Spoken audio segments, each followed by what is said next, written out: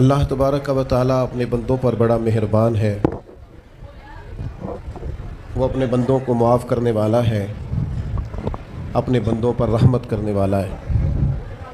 ہم اللہ تعالیٰ کے عاجز بندے ہیں، خواہشات نفسانیہ کئی دفعہ معاذ اللہ غالب آتی ہیں، غلطیاں ہو جاتی ہیں، اور ان غلطیوں کی پاداش میں انسان اپنی جان پر زیادتی کرتا ہے۔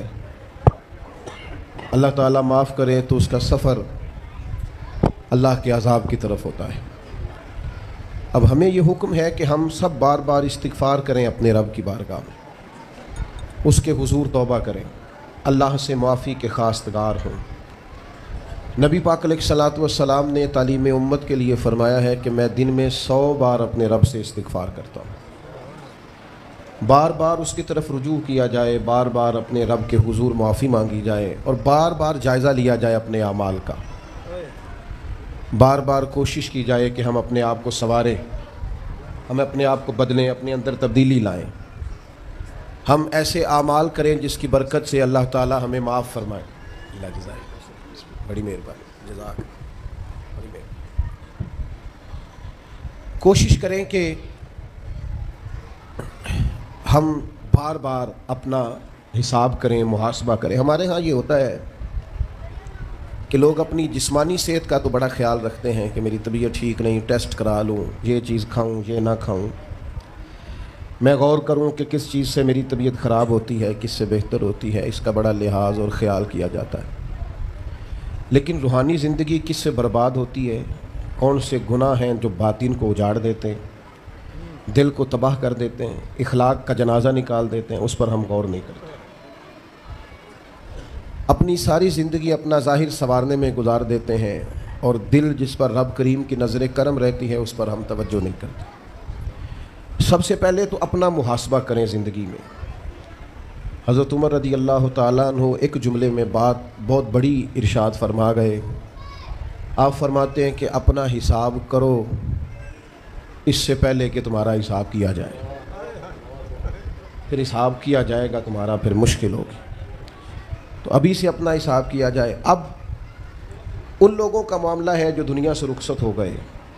انسان خیر اور بدی اس کا مجموعہ ہوتا ہے، انسانوں میں نیکیاں بھی ہوتی ہیں، کمزوریاں بھی ہوتی ہیں۔ اب ہم میں سے جو دنیا سے رخصت ہو گئے ہیں ان کے تعلق سے ہماری کچھ ذمہ داریاں ہمارے ذمہ بچتی ہیں۔ ایک تو ہم سب کا معاملہ ہے، وہ میں نے پہلے عرض کر دیا کہ ہمیں اپنا حساب کرنا ہے، اپنے معاملات کو دیکھنا ہے، استغفار کرنا۔ پھر یہ کہ جو لوگ رخصت ہو گئے ان کے لیے کیا کریں، تو چونکہ انسان میں کمیاں بھی ہوتی ہیں، خوبیاں بھی ہوتی ہیں، تو سب سے پہلے تو اللہ کے حبیب علیہ السلام نے ہمیں فرمایا ہے کہ اذکروا محاسن موتاکم، جب تم میں سے کوئی رخصت ہو جائے تو اس کی اچھی اچھی باتوں کا ذکر کرو۔ ایسا نہیں کہ انسان میں ساری خوبیاں ہی ہوں گی، لیکن تم خوبیاں تلاش کر کے ان کا بیان کرو، تم زمین پر اللہ کے گواہ ہو۔ ایک تو جب بھی کسی جانے والے کا ذکر کریں خیر کے ساتھ کریں، بھلائی کے ساتھ کریں، اچھے لفظوں کے ساتھ کریں۔ کہیں کوئی کمی یاد آئے بھی تو اب اسے چھوڑ دے، وہ بندہ رخصت ہو گیا، اس کا ذکر خیر کے ساتھ کرنا، اس کو ذہن میں ضرور بٹھائیں۔ دوسری بات یہ کہ جب کوئی دنیا سے جائے تو اس کی طرف سے ایصال ثواب کریں، یعنی ایسے اعمال کریں جن کی وجہ سے اسے ثواب پہنچے۔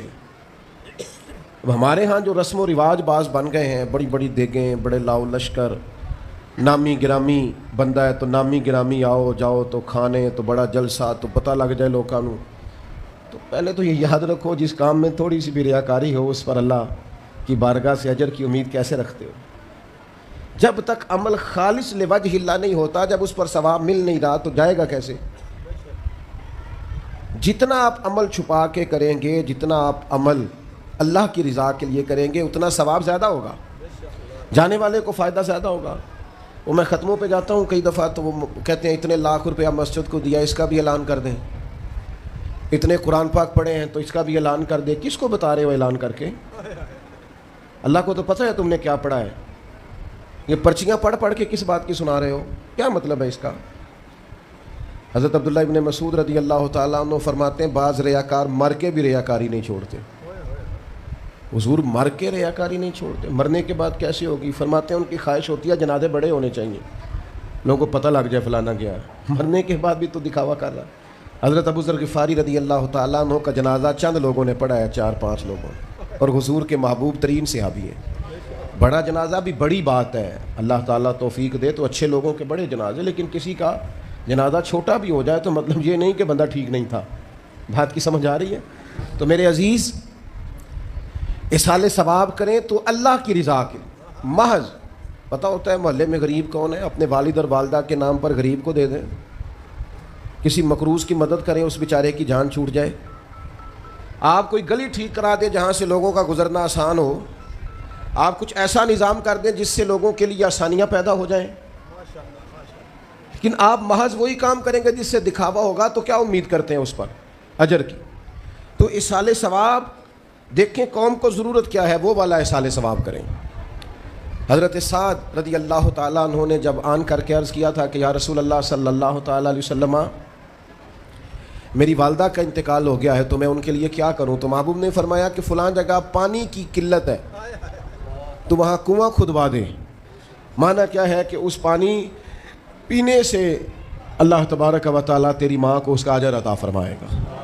صدقہ تو جس چیز کی ضرورت ہے آپ وہ چیز کر کے دیں، اور ختم چپ کر کے بھی ہو جاتا ہے، گھر کے اندر بھی ہو جاتا ہے، اکیلے بھی ہو جاتا ہے، اس کے لیے لاکھوں کروڑوں لگانے کی کوئی ضرورت بھی نہیں۔ چوتھی بات، تیسری بات،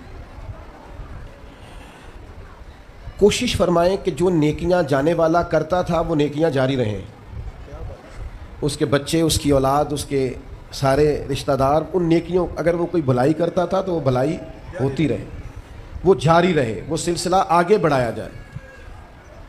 ہم یہ کرتے ہیں کہ ہم خیر کے کاموں کو جاری نہیں رکھتے، بلکہ والد کے جانے کے بعد تو بچے بڑے سیانے ہوتے ہیں، وہ کہتے ہیں ابا جی کو تو بس وہ فلانا غریب بھی لوٹ کے لے جاتا تھا، فلانا بھی اپنی مجبوری سنا کے، تو ہم تو سیانے ہیں۔ اور خدا کے بندے، حضور علیہ السلام نے فرمایا تمہیں جو روزی دی جاتی ہے وہ تمہارے کمزوروں کی وجہ سے دی جاتی ہے، وہ جو ضعیف کمزور لوگ تمہارے دسترخوان سے کھا جاتے ہیں ان کے سبب سے اللہ تعالیٰ تمہیں عطا کرتا ہے۔ تو اس لیے یہ تو کوئی طریقہ نہیں ہے کہ آپ کے بزرگ خیر کا کام کرتے تھے آپ نے چھوڑ دیا، تو آپ ایک کام یہ کریں کہ ان کی نیکیاں جاری رکھیں۔ اور چوتھی بات یہ کہ ان کے لیے دعا کریں۔ دعا ہمیں حضرت ابراہیم نے سکھائی ہے، سورہ ابراہیم میں موجود ہے، ربنا اغفر لی ولوالدی، یا اللہ مجھے بھی بخش دے اور میرے ماں باپ کو بھی، وللمؤمنین یوم یقوم الحساب، اور جس دن تو حساب لے اس دن سارے مومنوں کی بخشش فرما دے۔ ایک شخص نے نا حضور علیہ السلام کے سامنے دعا مانگی، اللہ مجھ پہ رحم فرما اور اپنے نبی پہ رحم فرما۔ حضور فرمانے لگے تو نے اللہ کی رحمت کو محدود کیوں کر دیا ہے؟ تم کہہ سارے مومنوں پہ رحم فرما، سب پہ رحم فرما۔ بھائی سب کے لیے دعا مانگیں۔ یہ 2-4 بچوں کا موبائل کا مسئلہ رہ گیا، باقیوں کا بیٹا بیٹھ جاؤ، پیارے بیٹے بیٹھ جاؤ، پتر بیٹھ جاؤ، آپ بھی بیٹھ جاؤ بیٹے، آپ بیٹھ کے بنائیں، اس میں کیا حرج ہے، کھڑے